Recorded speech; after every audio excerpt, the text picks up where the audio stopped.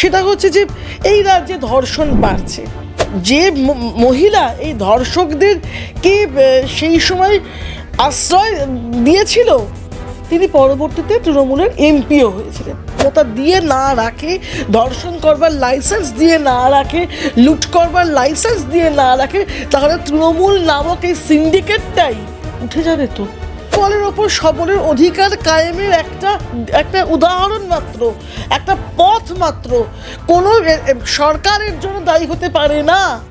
গত বছর আরজি কর নিয়ে যে আন্দোলন আমরা দেখেছিলাম, তারপরে হয়তো কেউ কেউ ভেবেছিলাম যে রাজ্যে হয়তো নারীদের নিরাপত্তার যে প্রসঙ্গ তা কিন্তু অনেকটাই ভালোর দিকে এগোবে। কিন্তু গত বছর 9ই আগস্টের পর থেকে একের পর এক যে ধর্ষণের ঘটনা, শ্লীলতাহানির ঘটনা, তা কিন্তু ক্রমশ বেড়ে চলেছে। অপরদিকে আমরা দুদিন আগেই দেখলাম কলকাতার বুকে একটি কলেজে, যেখানে কলেজ পড়ুয়া একজন মহিলাকে ধর্ষণের হুমকি দেওয়া হচ্ছে। কি বলছেন রাজনীতিতে যারা মহিলারা রয়েছেন তাদের সাথে একটু কথা বলে নেব। এই মুহূর্তে আমাদের সাথে উপস্থিত রয়েছেন সুদীপ্তা রয় চৌধুরী। দিদি, বাংলা হান্টে তোমাকে স্বাগত জানাচ্ছি। প্রথম যে প্রশ্নের দিকে যাচ্ছি, তুমি একজন রাজনীতির দলের সাথে যুক্ত রয়েছো, এই ঘটনাটাও তুমি শুনেছো। কলকাতার বুকে একজন মেয়েকে কলেজের একজন নেতা, টিএমসিপি নেতা, সে ধর্ষণের হুমকি দিচ্ছে। কুণাল ঘোষ বলেছে যে মেয়েটি ভালো অ্যাক্টিং করতে পারে। কি বলবে তুমি? এটা তো নতুন নয়। এর আগে যদিও তিনি এখন মারা গিয়েছেন, তাপস পাল বলেছিলেন ঘরের ছেলে ঢুকিয়ে দেব। আর একজন এমএলএ বলেছেন পায়ের তল দিয়ে মেরেছি। তা এই এবং সন্দেশখালির সময় আমরা যথেষ্ট ভোকাল ছিলাম। আমরা রাজ্যের প্রতিটি মানুষকে বুঝিয়েছিলাম যে সন্দেশখালি খুব দূর নয়, আপনার বাড়ি থেকে প্রায় ঢিলছোড়া দূরত্বে, এবং তৃণমূল নেতারা এরকমই, এটাই এদের চরিত্র। তাই আজকে ছাত্রনেতা সিনিয়র নেতাদের পদানুসরণ করবেন, এটাই স্বাভাবিক। আর যে কথাগুলি একটু আগে তোমার প্রতিবেদন থেকে উঠে আসছিল, সেটা হচ্ছে যে এই রাজ্যে ধর্ষণ বাড়ছে। মহিলা মুখ্যমন্ত্রী যখন তিনি প্রথম 2011 সালে ক্ষমতায় আসার পরেই পার্ক স্ট্রিটের ঘটনা ঘটেছিল, তিনি সেখানে সাজানো ঘটনা বলেছিলেন, এবং যে পুলিশ অফিসার এই ঘটনা ঘটিয়েছে, মানে তার তদন্ত করেছিল আর কি, আমার বলা ভুল হলো, যিনি তদন্ত করেছিলেন সেই অফিসারকে দীর্ঘদিন খারাপ পোস্টিংয়ে রাখা হয়েছিল। এবং সেই যে মহিলা এই ধর্ষকদেরকে সেই সময় আশ্রয় দিয়েছিল, তিনি পরবর্তীতে তৃণমূলের এমপিও হয়েছিলেন। তা তৃণমূল যে ধর্ষণকে অপরাধ বলে মনে করে না, তৃণমূলের মহিলা নেত্রীরা কেউ কেউ কাস্টমারের সাথে গোলমালও বলে থাকেন। সেখানে জেল খাটা একটা লোক 3.5 বছর জেল খেয়ে তার নৈতিক চরিত্র বলে এমনিই কিছু নেই, তাই সে অ্যাক্টিং ইত্যাদি বলবে, এটাই স্বাভাবিক, এতে বিস্মিত হওয়ার তো কিচ্ছু নেই। কিন্তু এই ধরনের যে কথাবার্তা, তারপরে আমরা দেখলাম যে রাজ্যের শিক্ষামন্ত্রী সেখানে গেলেন, পাশের কলেজে মদন মিত্র গেলেন, দেবাংশু ভট্টাচার্য গেলেন, তারা কিন্তু ওই সাবির আলী নামে যে অভিযুক্ত রয়েছে, যার বিরুদ্ধে অভিযোগ করা হচ্ছে, তার বিরুদ্ধে একটিও কথা বললেন না, প্রতিবাদ করলেন না। কারণ এই সাবির আলীরাই হচ্ছে এদের দুধ দেয়া গরু।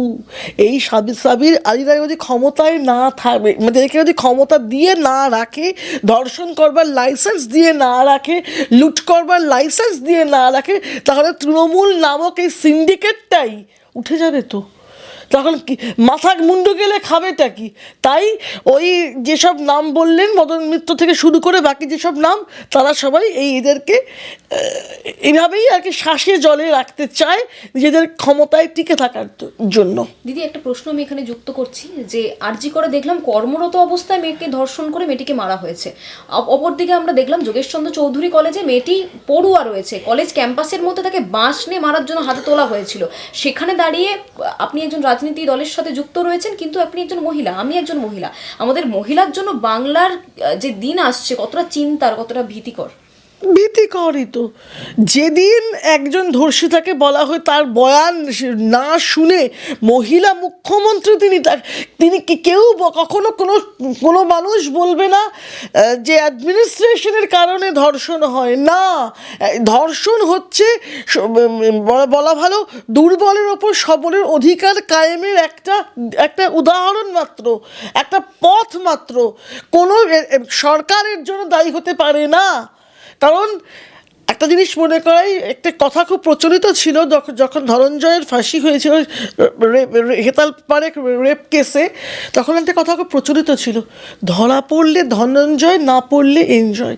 যে বিষয়টার মধ্যে নিষিদ্ধ সুখ জড়িয়ে রয়েছে সেই বিষয়টা একেবারে আইন দিয়ে রোধ করে দেওয়া যাবে না।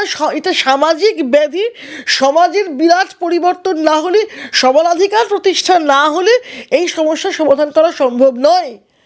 তাহলে এবার আমাদের রাজ্যের মহিলা মুখ্যমন্ত্রী, তিনি 2012 সালের ওই ভদ্র সুজেটের থেকে যদি শুনতে চাইতেন, একটা কান তাকে কাছে পাঠানো হতো যে তিনি কি বলছেন, আদৌ সত্য বলছেন, সেটা বলার আগেই তড়িঘড়ি এই যে বলে দেওয়া যে না এটা ওর সাথে কাস্টমারের সাথে বাড়িতে, এটা হচ্ছে আসলে পুরুষতন্ত্রেরই ধ্বজাধারীরা কিছু মহিলা, পুরুষতন্ত্রের ধ্বজাধারীরাই শাড়ি পরে ক্ষমতায় বসে সেই পুরুষের ভাষাই বলছে। কারণ পুরুষের ভাষায় কথা না বললে, পুরুষের মতো আচরণ না করলে তারা ক্ষমতার থেকে চ্যুত হতে পারে। অর্থাৎ ক্ষমতার ভাষা হচ্ছে পুরুষের ভাষা।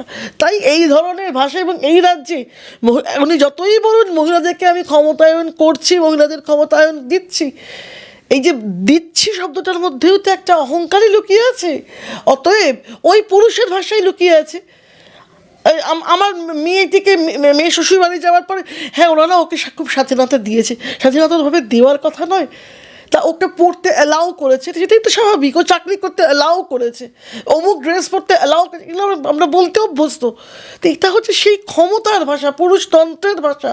তো এটাই তো হবেই, মানে এর তো আলাদা কিছু হওয়ার ছিল না।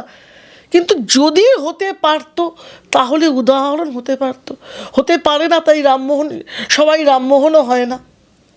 বাংলা হান্টের আরো খবর দেখতে নজর রাখুন। বাংলা খবর মানেই বাংলা হান্ট।